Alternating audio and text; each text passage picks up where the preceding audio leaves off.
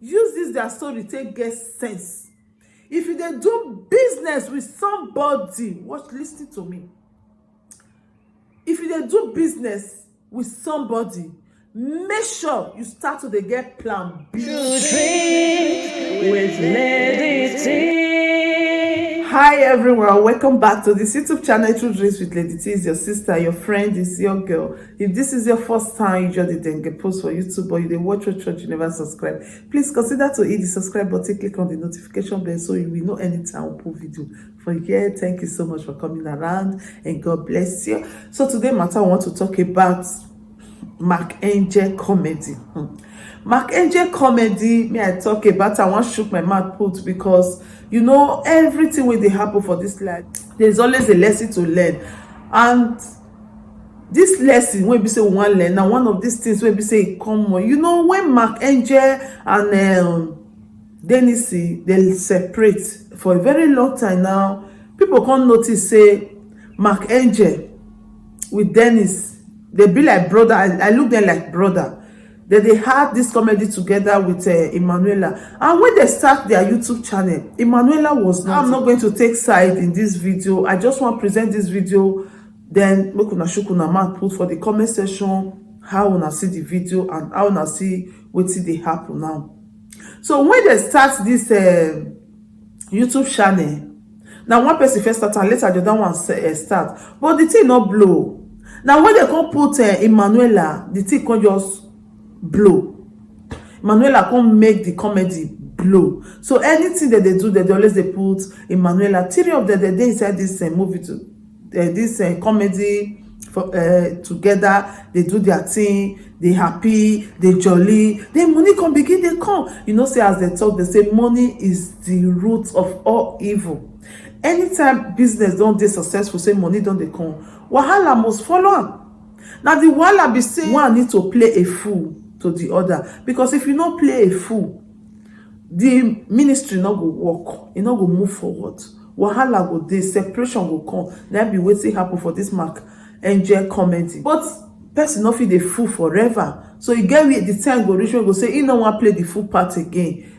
May they do something from there. Wahala go come, they come share garri. Now wetin happen? So for this Mark Angel comedy, for a very long time now, Dennis not the show for the movie. And people come, they begin, they imagine, they ask why. If you go Dennis Instagram page, he don't remove all the Mark Angel pictures when he gets from there where they take together, which means wahala dey. But nobody talk, everywhere silent. People want to know wetin happen. Even if people don't know wetin happen, everybody knows say na money matter, because anything wey go bring quarrel for this country, you know, they pass money, na money. So if this kind of thing happen, not be waiting, people go dey panic put, because now one of these things wey go happen, P-Square and the brother, they not share garri. They share garri now the same room, now they from comot. Teeth and tongue, they see the quanta. So if you come like this, you know me. But if you dey deal with somebody for a beginning of any business or anything, try to be very careful, because remember, say one day una go share garri, una no go ever feel remain together forever. Even this Emanuela one that they see for years, so not be say I dey predict am. Everybody knows say one day e go see share garri. So according to wetin Dennis talk, because now it don't review that silence when we say people they think wetin dey happen, because everybody knows say they share garri, wetin happen. Now we don't know, but we know say money join, but we don't know how it happen. May I read this right script? Because if you go Dennis Facebook page, you go see where he write and put wetin really happen. But I don't know whether I see there, maybe because say people fit on the call, they talk, if you can't remove am. But many people don't see and don't use and take do video. So make I read wetin they talk for there. Why I left Mark Angel comedy, Dennis Igwe reviews. So now Dennis I can't begin to write this one, now they talk this one, say I quit Mark Angel comedy because Mark is eating all the money in Mark Angel comedy. A lot of people think Emanuela is the richest kid in Nigeria, but that is not true. Mark pays Emanuela 50,000 naira every month for the past 5 years, and when I told him it is not right, he brought success as a substitute to Emanuela.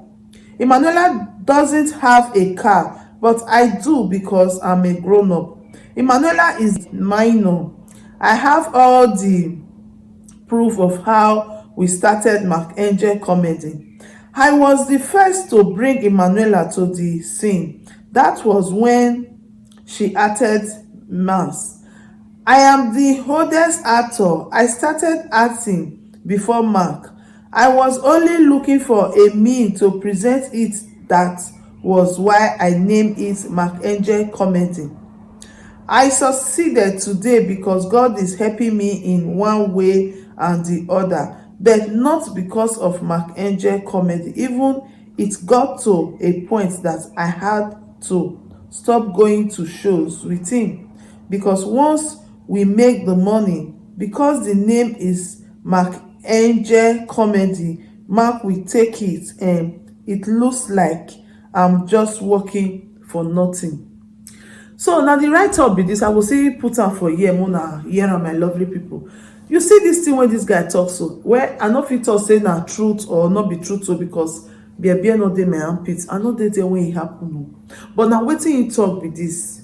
So wetin I see to this, he say na 50,000 naira that they give Emanuela every month. He say it's not fair because Mark Angel Comedy now one of the biggest Nigeria YouTuber. Wey be say if they put video now, before you know, a day 2 million 3 million. E no easy to get all these views, you understand? Because Emanuela na popular small little girl. I know that they make am dey popular. According to Davison, he say when he come talk say this money too small when they give Emanuela, he say na Mark no go carry success come. In case maybe Emanuela come out, come follow Dennis, he go get success when he go sit at the holy own side. You understand me now? So now Davison no carry Emanuela. Success and Emanuela now they come there, and that success is still they do well. According to Davison, say na he carry Emanuela come. So it is say maybe if they come out, he go carry Emanuela follow body come out. But he no carry follow body, and he don't quick and carry baby success come. So two of them just did there, they has the film together. So what Dennis he great right come as so. We not fit just judge or conclude say na truth or not be truth. Make we just keep our finger crossed. There is nothing hidden under the sun. One day the truth go come out. One day Emanuela go open his mouth. He go talk. Seeing is believing. So more not just assume say wetin we read come out for here now say na truth. But more na reason now say the way Dennis say come out now that one be now that one be the koko for inside, because I say come out now he go the YouTube page wey he don abandon how many years ago. He can't try to bring am up to see how he go fit do in your comedy wey be say in dey do before. But Mark Angel still dey blow without Dennis for inside. But I don't know, now God I know. But if na him really start am, that YouTube page supposed to be his own, because me now as me dey here now me start this YouTube. Even if say I want take somebody near body say okay come follow me chop or come work with me, the person no fit get access to this my page, because na me start am, na me go get access to it. So you starting it and not having access to it, why you dey that place? Because person no fit mumu that kind mumu now. Me don open now, I don open so. Then one person will come from one corner. I never big to million subscribers like that, of which I know say one day my light go shine. One day the sun will shine for my direction. You understand? Then one person will come and say because say I cannot join body say na he start am, na he introduce me. Get as e be now. So this write up I don't know as I want call am. So what do you think about this write up, about what I read just now about Emanuela that they pay 50,000 naira, and about my Dennis wey come to say na he start am, na he bring Mark Angel come, na he change the name. If now you start out, you supposed to get that YouTube channel. If you get the YouTube channel, Mark Angel no fit come dey operate your YouTube channel for you.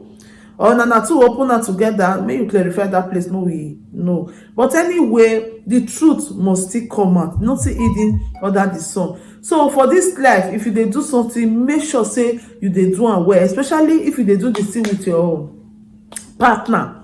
you get partner, you get person wey be say una two dey run show together and the show dey bring money dey come. Be wise and be very very careful. Inside two of una, one person must be fool and one person must continue to dey play the fool. If you refuse to dey play the fool, if you refuse if you refuse to dey play the fool, na go share garri. Na be wetin happen. So one person must konokpa. Na so e dey be. So if you dey do business with anybody, make sure say one person must always be the fool forever and ever. If you say you no go be the fool forever and ever, you go tie your wrapper well. Know how to create your own, so that the time wey be say the garri, una take share the garri, may no come fall gbakata for ground. Because normally if two people dey do things together and they share, one must fall, one must rise. That is the kokoko for inside. So when you dey do am, make sure say you get plan B, so that in case you fall, may you una separate or una share garri, may you not be the one that will fall, may you be the one that will rise. Because if you dey do business with person like this and you not get plan B, if una share garri, you go your fall pakata for ground, nobody go hold you. So make sure, this is pick from this topic, forget about Emanuela and Denisi and Mackenzie. Just forget about their story. Use this their story take get sense. Listen to me. If you dey do business with somebody, make sure you start to dey get plan B, and that your plan B, just let am be out of that part of wetin una dey do. Make sure you get plan B, so that if una fall or if una share garri, make you not be the one that will fall. Because inside una two, one must fall, one must rise. Make sure you get plan B, so that you will not be the one that will fall, you will be the one that will rise. Is an advice for some people. When people say they don't, if they play, they don't know say people they make parable say they agaku agui. That means if they play, two friends they play, they don't say they'll quarrel. Remember, so now quarrel. So you better get your plan B, so that someone will take share garri, you know, be the one when go fall. If you watch P Square now, two of them they don't share garri, one fall, one rise. So many people like that. So Mackenzie now, you they say, and they don't want, they try to struggle now. Why they don't want, just they fly, they go. Get plan B. Like say you don't they work on your that YouTube channel since, as they see they do this one, see they do that one. If you no affect them reach like this, so get plan B for in anything. When you are doing any business with anybody, please, plan B is very important. So my people, I will stop this topic for you. Anyhow, see put my eye for ground, see they try to know anything, whether they fish. If I get to hear anything or can't know the real thing when it really happen, when they take share garri, I will still bring and call my people. Me I can still tell you and say, see what be the main reason when they take share garri. Or Manuela na 50,000 naira. If Manuela, if na 50,000 naira that they give you, my dear, I don't know in short, not be me go talk. What do you think about this video? What do you think about what really happened between Mackenzie Comedy and Denisi? I know say not be new thing. What do you think about it? And this new success when be say they can still carry come in case Emanuela go, success go there. What do you really reason about am? So drop your comment down there below. We go dey watch am. Thank you so much for watching to the end. God bless you. Please share this video. I pray for people that always share my video, that Almighty God will support them in everything that they are doing. And also put that like button, that finger wey you take put like, up ever for you, backwards never for you. And if you have not subscribed, use this opportunity to hit that red button and click on the notification bell, so you will know anytime I post video for here. And again, I will see you on our next video. We get to read for you. Now to read now with the talk for you. Sometimes we see they shook our mouth for so kind things when they happen, we pick lesson from inside. That make me bring this topic one. I know say one, you'll pick one or two things from this video when I just make now, but we are here to say a story that will change life, that will touch life. Now story now with the talk for you. Our story now with touching story, changing life. That'll be our story. So what I will say to you that I'll see you on our next video. Bye. If there is anything that is bothering you, my friend, please say it so others will learn. Bring it to true dreams. with Lady T, and God will be your strength. Bring it to your dreams with Lady T, and God will see